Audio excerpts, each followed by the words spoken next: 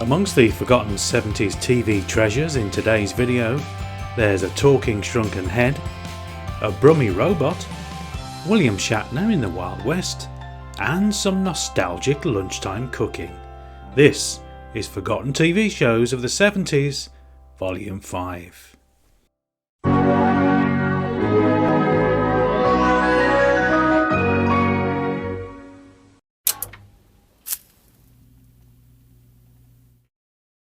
A show loved by both mums and nans across the country, and secretly enjoyed by school kids who got to watch it whenever they were off sick from school. Farmhouse Kitchen was one of the longest running cookery shows in British television history, running from 1971 to 1990. When you buy your Christmas turkey, I wonder if you do as I do and buy one just a little on the large size. There's so many delicious things can be made from leftovers, but also it is more economical to buy a large turkey. You get more meat to bone. So I'm hoping today that you'll follow my example and do this, saving yourselves in the end both time and money. Produced by Yorkshire Television, Farmhouse Kitchen was lunchtime viewing at its cosiest and featured straightforward, no-nonsense cooking, very much of the hearty variety. From 1971 to her retirement in 1981, Farmhouse Kitchen was presented by Dorothy Slacombe. Grace Mulligan then presented the series until its conclusion in 1990. There are certain television shows from the past which, when mentioned today, have an uncanny ability to unlock a host of warm, comforting, nostalgic memories. Farmhouse Kitchen is most definitely one of those. No matter what age you were during the 70s and indeed 80s, it's highly likely you would have seen at least one episode, and even had a copy of one of the numerous Farmhouse Kitchen books somewhere in the house too. The recipe folders have all been sold, but instead you may like to have a copy of this book, which includes every Farmhouse Kitchen recipe, and I'll tell you how to get a copy in a moment. Hello. We have received many requests for individual Farmhouse Kitchen recipes, so we have published this paperback book, which contains all the recipes from all the programs we have done. There are over 400 recipes altogether with an alphabetical index. If you would like a copy of this book, this is what you should do. Send 135, a postal order or a cheque will do, to Farmhouse Kitchen Book, Yorkshire Television, Leeds 3. Afternoon viewing of a very different kind. Do you remember these incredibly unnerving opening titles?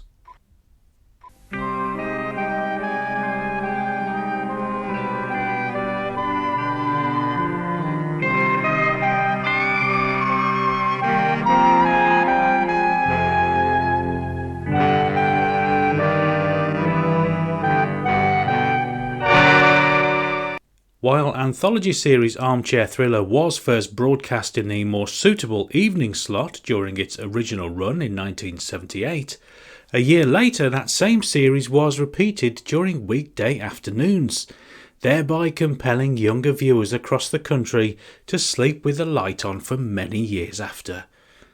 Further repeats of Series 1 and 2 were also broadcast in a lunchtime slot. Each standalone story of Armchair Thriller played out over 4 to 6 instalments, with 2 episodes broadcast each week.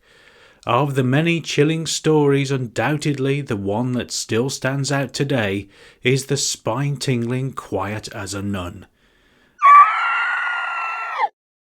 The scene where we encounter the infamous Black Nun was truly the stuff of nightmares.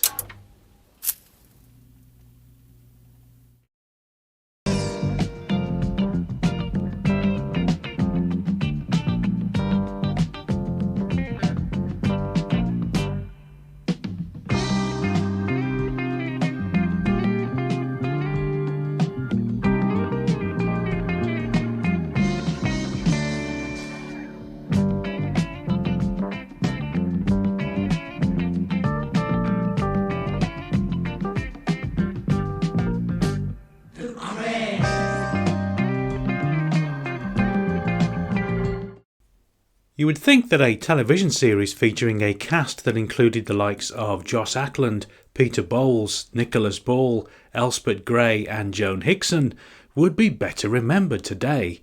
However, the Cres is long forgotten by many. Coupled with its awful title, with Cres being short for Crescent, the unusual soap opera drama comedy hybrid nature of the series didn't work in its favour either.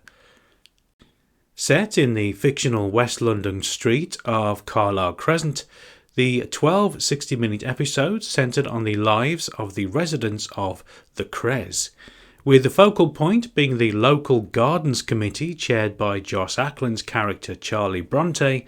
The Cres was never going to set the screen alight. Indeed, after just 5 episodes had been broadcast, ITV moved the series from its primetime 9 p.m. slot to a later time of 10:35.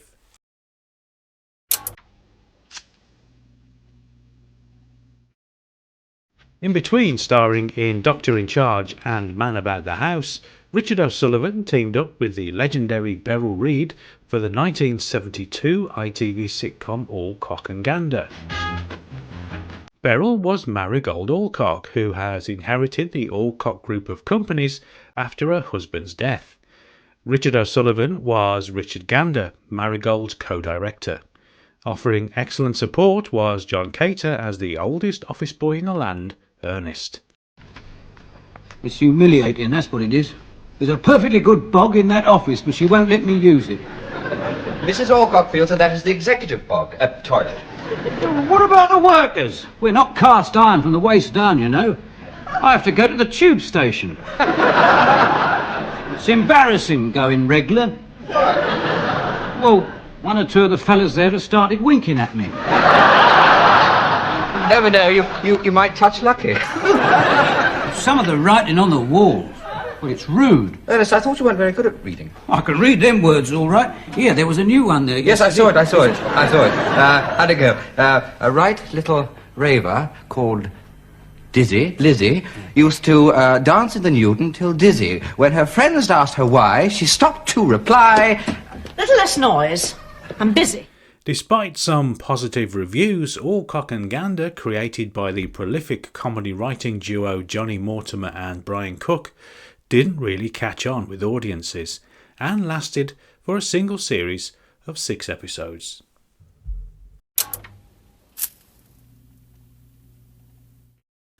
Don't remember Paul Nicholas co-starring with a pre-Heidi-Hi Sue Pollard in a peak-time BBC sitcom? You are not alone. Single series comedy 2 Up 2 Down is little remembered today. It's got 2 bedrooms, 2 floors. One's ours and one's yours. And though there's not much space, it's such a nice place. The minute that we saw it, we knew we got 2 up, 2 down. We found ourselves a place in the heart of town. We got 2 up, 2 down. 2 up, 2 down.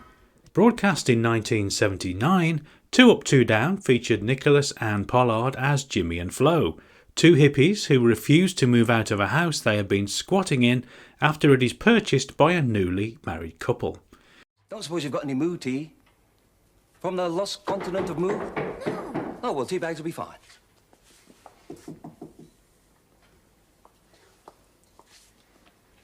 Greetings from the pottery workshop.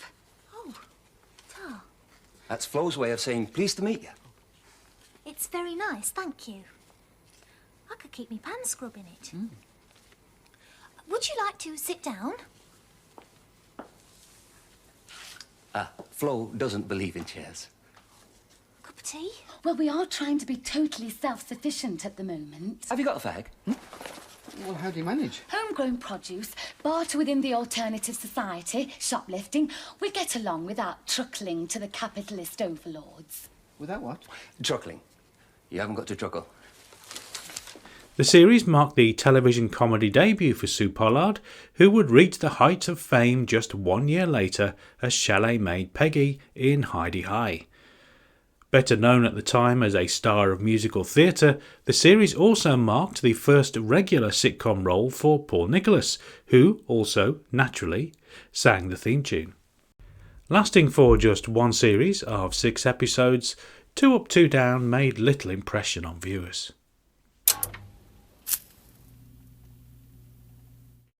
There have been a number of tellings of the life of William Shakespeare over the years, both on television and film.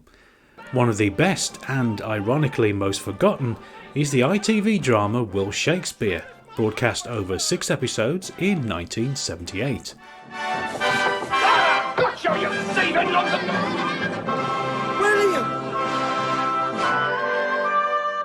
Will Master Marlowe never finish our new play? He will finish it. I shall keep him without girls, strong liquor, and Ingram Fraser. Ah, you're an ambitious rooster. What do you want most, eh? To be the truth now.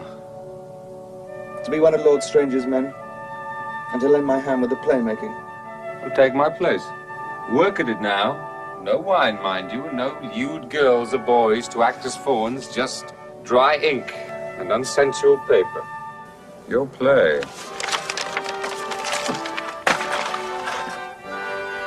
Written by Rumpole of the Bailey creator John Mortimer, the series did take some creative liberties, but as many aspects of Shakespeare's life remain unknown, that's quite understandable.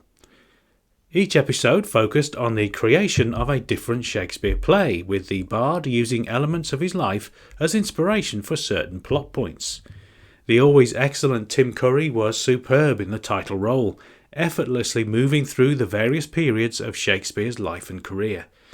Paul Freeman, one of Britain's most highly regarded Shakespearean actors, was perfectly cast as Richard Burbage, the most famous stage actor of the day. Although he was only in the very first episode, Ian McShane made a memorable Christopher Marlowe. Why Will Shakespeare isn't better remembered is almost as mysterious as the life of the bard himself. I wonder you concern yourself so at our country doings. You who have your verses to make you immortal. There will be no immortality. Players may speak my lines, give them breath, and then they vanish into the air. My words are lost and gone, and that is best for them. Then I shall be forgot also. Forgot. Like the best player in the best play when it is done. Gone like shadows in the sunshine. I tell you, they will remember the lovesick Dr. Hall and his pills and potions at Stratford longer, much longer than I shall be remembered.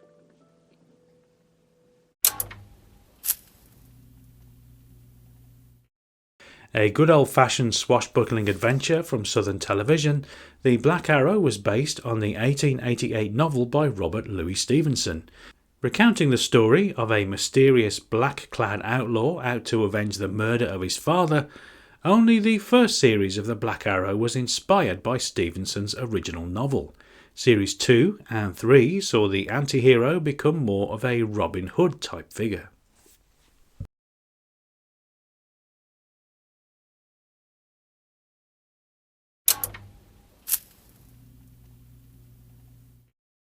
Broadcast on Saturdays at 12:25 p.m, Ed and Zed is very much a forgotten curio in the annals of children's television history.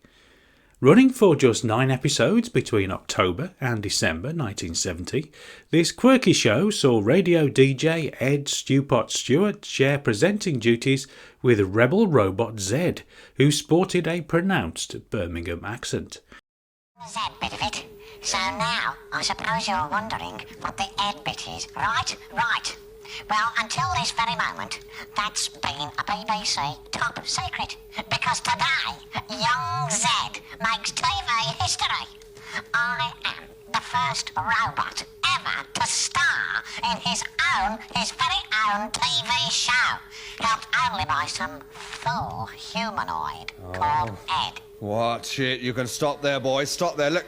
Let's get this thing straight once and for all, boy. There's one star on this show. That's me, Ed. Ed and Zed. Ed and Zed. Ed, Ed, Ed. All right? Remember that. Look at it. You can have a look at yourself. Ed and Zed. All right. Ed and Zed often clashed, with each believing they were the star of the show. Amongst various comic sketches and clips from Disney films, Each week saw a different musical guest performing their latest hit, such as Hot Chocolate, Mud and Herman's Hermits. In an interesting bit of trivia, the voice of Robot Z was provided by Bless This House and Rent-A-Ghost star Anthony Jackson. Corporation rubbish tip then, with a big label tied round me dial saying redundant robot. If you remember this children's serial at all, you're more likely to recall it by its other title, Chico the Rainmaker. Does this bring back any memories for you?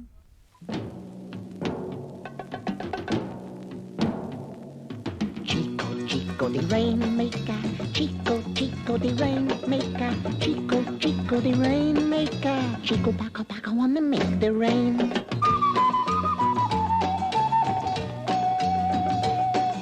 Chico, I'm such a little fella. When I'm around, you better get your umbrella.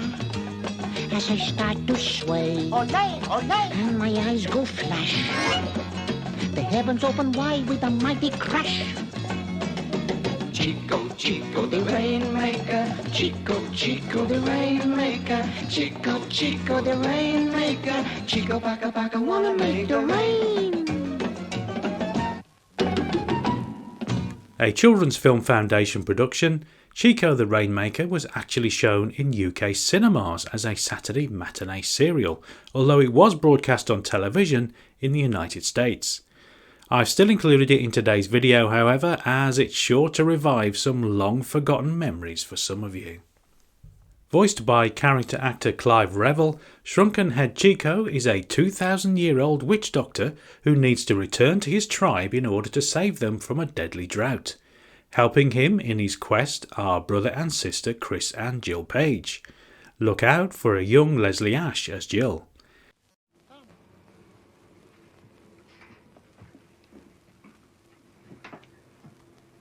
Did you say something? I am very sorry. I did not mean to frighten you. That's all right. We weren't really frightened, were we? No, it's just that, well... I understand. People say that I am very ugly.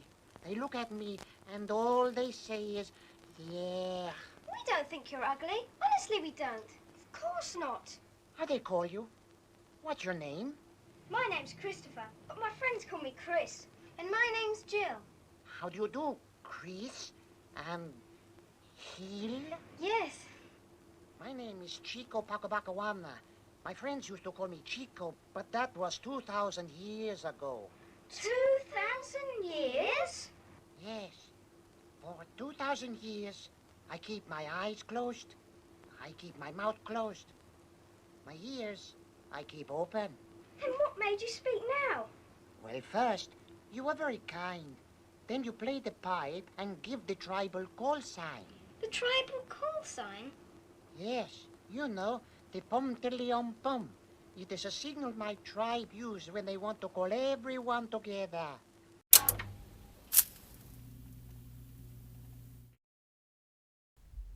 First broadcast in its native United States in 1975 and in the UK a year later in 1976, action-adventure series Barbary Coast was the first live-action TV show for William Shatner since the end of Star Trek.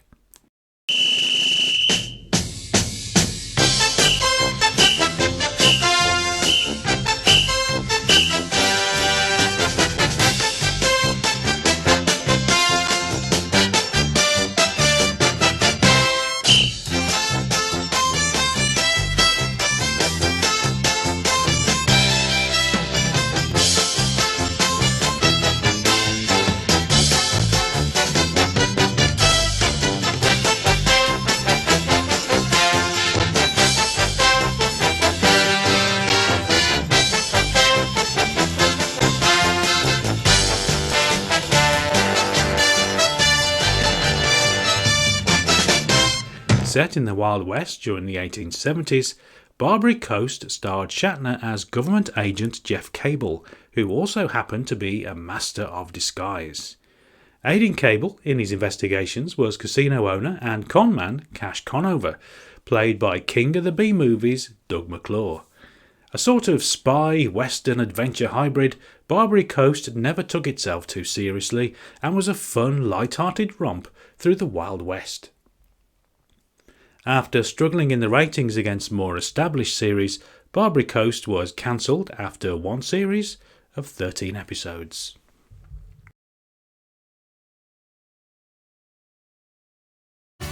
Which of the series featured today do you remember?